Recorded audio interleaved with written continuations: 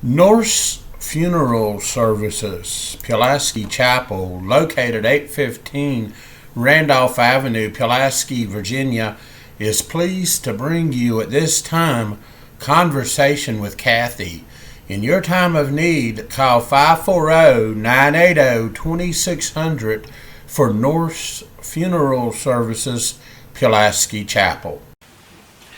Hello everybody, welcome to this edition of Conversation, and of course I'm Rodney Allen in for Kathy Nipper, and Kathy's out today running some errands, so I'm hosting Conversation this week, and we have got a real treat for you this week. We have got some political candidates from state, a candidate that's running for a state office, and then two other candidates running in Montgomery County for different positions, and we're going to let the candidates tell you about that in just a moment. But we want to welcome to Conversation this week. We want to welcome from left to right here. We want to welcome Meredith Hutton, and then Eddie Garcia, and Lindsay Rich. And so let's just start with Meredith, and we'll have each one of the candidates here talk about some background information, tell the listeners and viewers more about who you are and what office you're running for. Well, great. Well, good afternoon. My name is Meredith Hutton, and I'm running for Montgomery County Board of Supervisors, District B, which encompasses a lot of Christiansburg. I moved to Montgomery County with my husband several years ago to pastor a church, so I'm a pastor's wife. I'm also a veteran teacher. I've been in education for about 22 years now, and really enjoy living in Montgomery County, and I want to be a part of how Montgomery County will continue to grow and be a great place to live and to retire. All right. Eddie Garcia, so I'm running for the United States Senate across the entire Commonwealth of Virginia, so federal office in 2024. I'm a 22-year Army veteran with 6 combat deployments. I finished my career in the Pentagon working with the House and the U.S. Senate, working on federal legislation on behalf of our veterans, our national security, and Gold Star families. I'm the son of a ranch hand, originally from South Texas, and I'm running for the federal office because I think we need a government that actually works for all Americans, not just the few and the connected in D.C. And I think in order to do that, we need a government that comes from us rather than a government that comes at us. And so I'm running against Tim Kaine in 2024, and I'm barnstorming the Southwest right now, just getting my name out and building the coalition that we're going to need to win. All right, I'm Lindsay Rich, and I'm running for school board in District E of Montgomery County, which includes the McCoy area, Price's Fork, and Merrimack Road areas of Montgomery County. I am a wife of 20 years to my husband Daniel, who is an engineer. I'm a mother of 5 beautiful children, Isaac, who is a sophomore in college, James, who's a senior in high school, Grace, who's a junior in high school, Mercy, who's in 8th grade, and Susanna, who's in 5th grade. So the school board is a great fit for me for many reasons, mostly because I have a vested interest in the success of our local public schools, from academics to sports to you name it. I want to see our public schools be successful.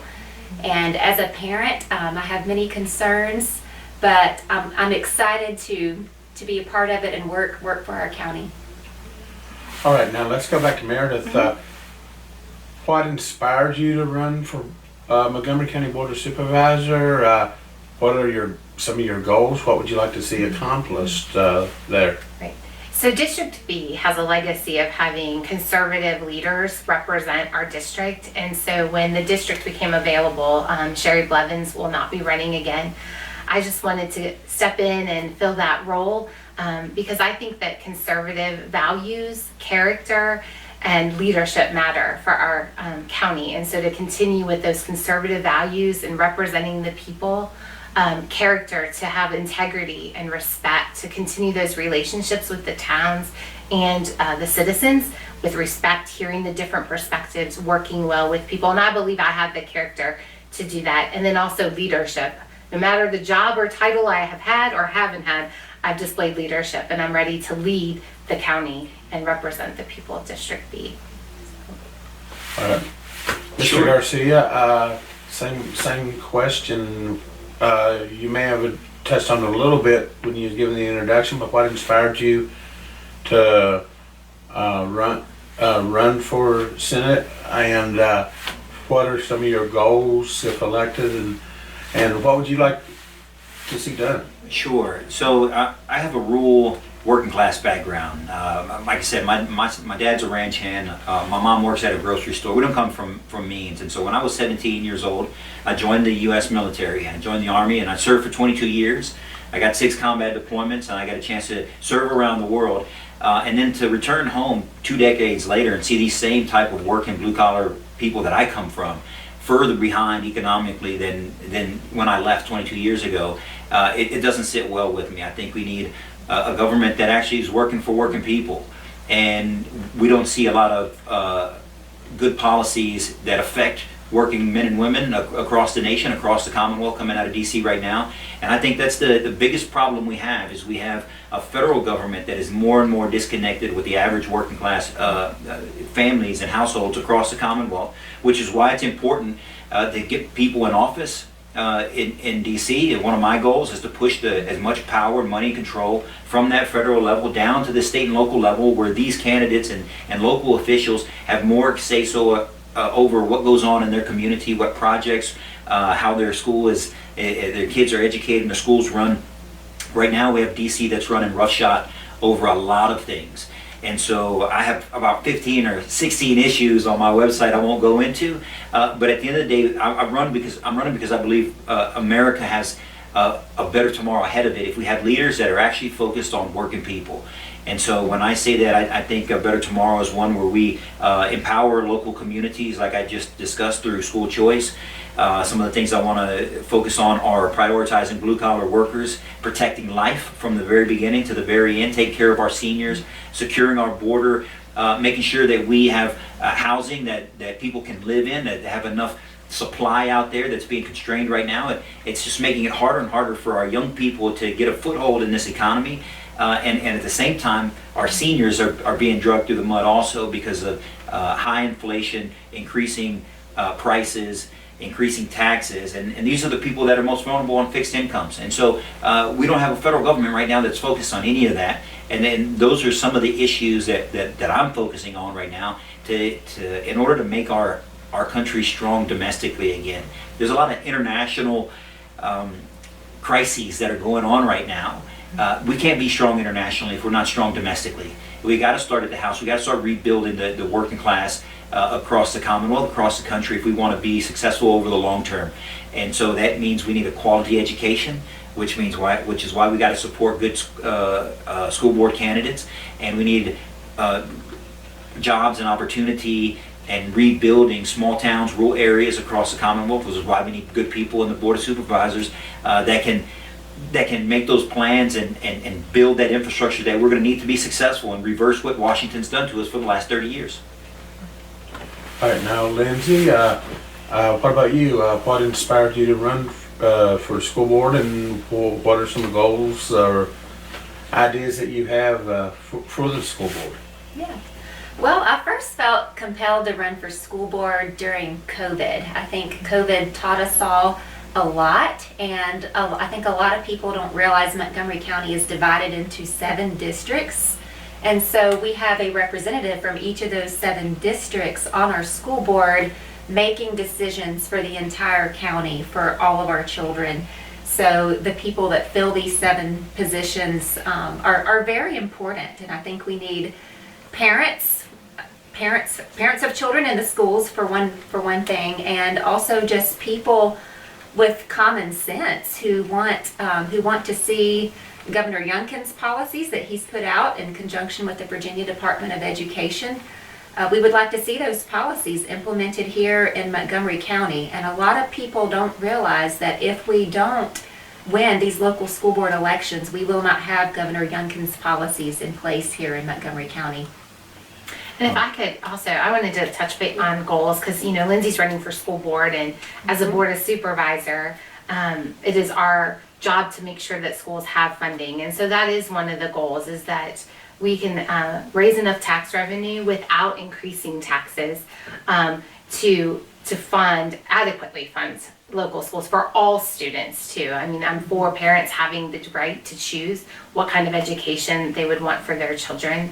And just because I didn't get a chance to say my goals, another one is providing opportunities in our community for small businesses to thrive. And I believe that the way we do that is by keeping our tax rates low and not increasing taxes. I think that also is an incentive to bring businesses into our community. And then of course, safety. We want to support our law enforcement and as well as provide the first responders and fire departments with the things that they need. Also because we're growing, we need to find a way to staff those positions, whether that's with volunteer or paid staff, so that we can have first responders getting to the needs of our people quickly. So just to put my goals in there too. No, and I think in this conversation, I think it's important is why the state, federal, and local elections all matter, and the people who run it matter, because that's where the federal government can be an asset if they had their act together to provide the framework for a quality education that supports the future workforce that we're going to need in this country in order to be successful over the long term. There's a lot of technology that's rapidly coming out in semiconductors and robotics and artificial intelligence, cybersecurity, but we need an education for the next generation in order to fill the jobs that we're going to need to lead in these things. And so if you have a continuity of government from federal, state, and local, you can do some of these things. Right now, we don't have it. We have politics that I believe, that are run amok, that are turning communities against each other. When instead of working together, they got us fighting each other. We have to reverse some of that, which is why I'm glad to even be here with Meredith and with Lindsay and support them in 23, because it's just as important to start that process so we can build the coalition necessary in 2024. All right. We're going to take a break right now, and we'll come back with more of conversation in just a moment. Today we have Meredith Hutton, Eddie Garcia, and Lindsay Rich as our guests on Conversation. We'll come back, we'll talk some more in just a few moments. Norris Funeral Services, Pulaski Chapel, has been family owned and operated since 1890 and will continue to be. From one family to another, our goal at Norris Funeral Services, Pulaski Chapel, is to keep the family tradition in every aspect of our services. At Norris Funeral Services, Pulaski Chapel, we offer personalized, professional, and compassionate services to you and your family. Our goal is to lessen the burden on your family so that you can focus on celebrating your loved one's life and beginning your grief journey towards healing. At Norris Funeral Services, Pulaski Chapel, we have facilities that offer a warm, comfortable, family-oriented environment with traditional architecture and tasteful interior decor. We can accommodate all types of funerals and memorials, large and small, public or private. At Norris Funeral Services, Pulaski Chapel, our compassionate staff is committed to serving you in your time of need. We will do everything in our power to make your experience meaningful and memorable, and each family is treated as though we would want our own families to be treated. Norris Funeral Services, Pulaski Chapel, is located at 815 Randolph Avenue, Pulaski, Virginia, and the phone number in your time of need is 540-980-2600. Norris Funeral Services, Pulaski Chapel, celebrating life and healing grieving hearts.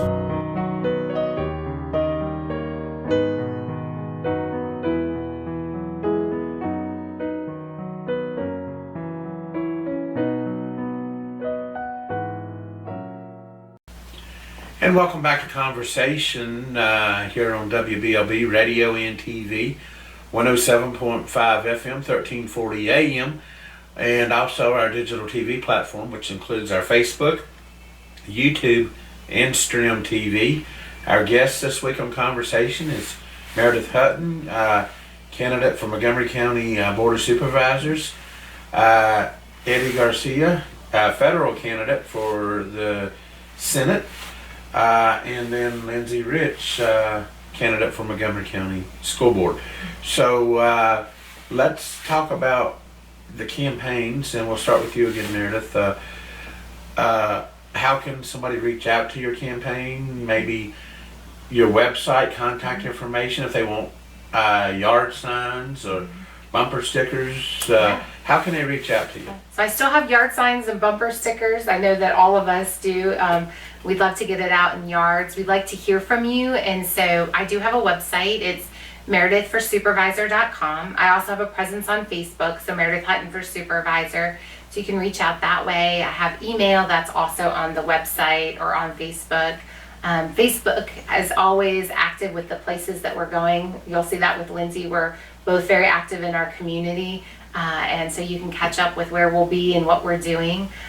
Busy door knocking, trying to get out in the community and meet the community members. But I would love to hear from community members too. So feel free to reach out via Facebook or email just to hear what your concerns and thoughts are for the community. Mr. Garcia? Sure, my website is eddiegarciava.com. It's eddiegarciava.com.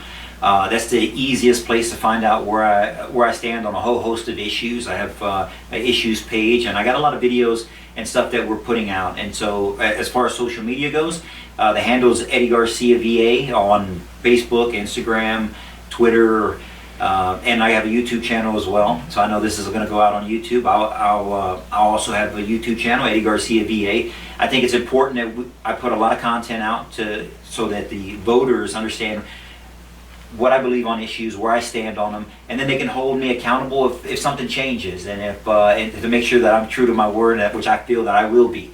And so I put a lot of content out. I would ask that anybody watching this, go find me on YouTube, subscribe to the page, find me on Facebook, and hear what I got to say. Yes, I have a website. It's rich4schoolboard.com. You can look up all the policies that I stand for on there, as well as more information about me. I also have a Facebook page. It's Lindsay Rich for MCPS School Board. And I just want to stress how important it is that people get out and vote this year. You can vote here locally at the registrar's office on Franklin Street in Christiansburg, Monday through Friday from 8:30 to 5. You can vote the 2 Saturdays before Election Day. The office will be open from 9 to 5, and of course on Election Day, November 7th, from 6 a.m. to 7 p.m. All right, now let's start with Meredith again and just maybe talk about some final thoughts. Anything else you think need to be addressed? It's your time. I got the hot seat, the first one to answer every time. It's been an honor to get out there and campaign and get to know the community members, also to get to know the candidates, from the local candidates to state, to even getting to meet Eddie Garcia and begin to see how the conservative candidates are really working together, so that just as Eddie had alluded to earlier, we can make not just our local community, but our state and our nation great because of those relationships that we're forming.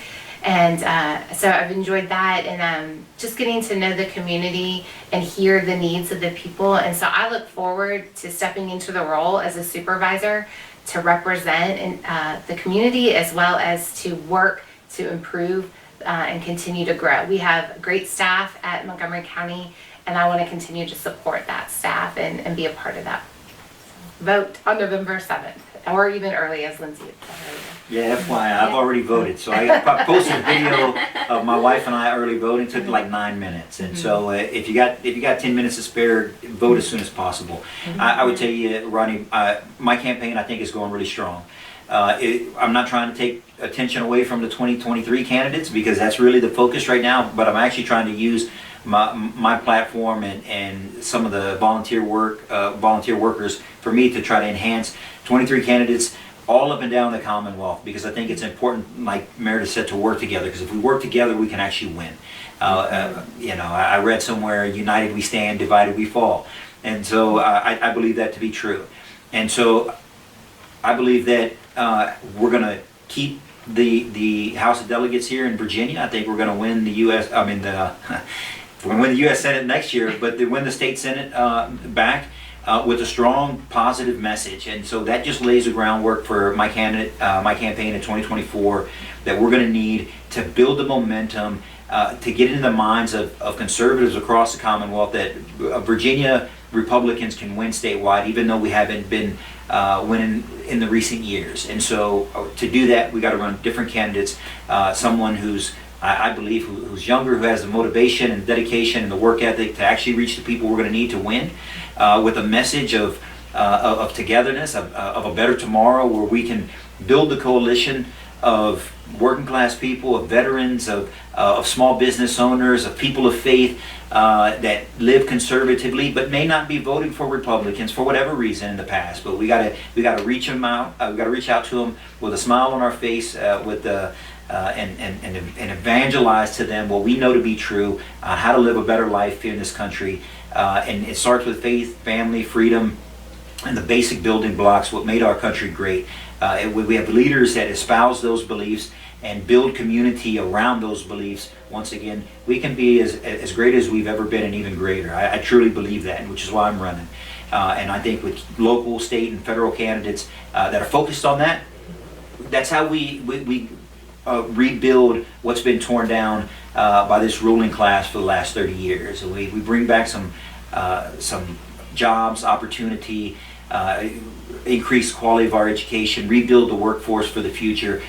Those are the steps that we're going to need to save this country from these people that have outsourced our jobs, that have ruined our education, that have destroyed our border, and continue to leave a lot of these issues unresolved. And so I'm focused on solving some of these problems, listening to voters across the Commonwealth, which is why I've been so busy. I've done about 150 events over the last 10 months. So I stay on the road because it's important. I think that when the voters see how committed I am to them, they'll be equally as committed to me come 2024. And so it's a unified effort. I don't think we can win unless we are. And we got to have a positive message, because that's how we win. That's how we're not going to make people upset enough, angry enough to vote for us. If anything, we'll make them angry enough not to vote at all. And so I'm reaching out to the disenfranchised, disaffected voters across the Commonwealth and saying, look, you're going to have an advocate for you that's working day in and day out. And that's what I'm focused on, and I would appreciate anybody who's watching or listening to your support now and into the future. Yes, I'd love to encourage voters to think about how we got here, the issues that we see in our schools today, the academic delays from COVID, the mask mandates that we've had in the past. How did we get to a place where bathrooms, locker rooms, and sports are based on gender identity instead of biological sex? That's one of many issues that we see in our schools, and I believe Governor Youngkin's policies would be the best thing for our county, the best thing for our children, and I believe that as a mother of 5 with children representing all levels of education, that I have unique insight into the work that needs to be done and the things that we are doing well. And I also believe I have the ability to work with the other board members, even those I disagree with, and that together we can get things done. But that's conversation for this week. We've been talking with Meredith Hutton, Eddie Garcia, and Lindsay Rich. And unless y'all have some closing thoughts, we'll go ahead and end it here. It's just been a blessing, Rodney. Thank you. Yes, Thank you for thanks, the Rodney. opportunity. And thank y'all, the listener and viewer, for tuning in and watching and viewing Conversation. I'm Rodney Allen. Have a blessed day, everybody. Conversation with Kathy has been brought to you by Norse Funeral Services, 815 Randolph Avenue, Pulaski, Virginia. In your time of need, call 540-980-2600 for Norse Funeral Services, Pulaski Chapel. And listen again next time when Norse Funeral Services, Pulaski Chapel brings you another edition of Conversation with Kathy.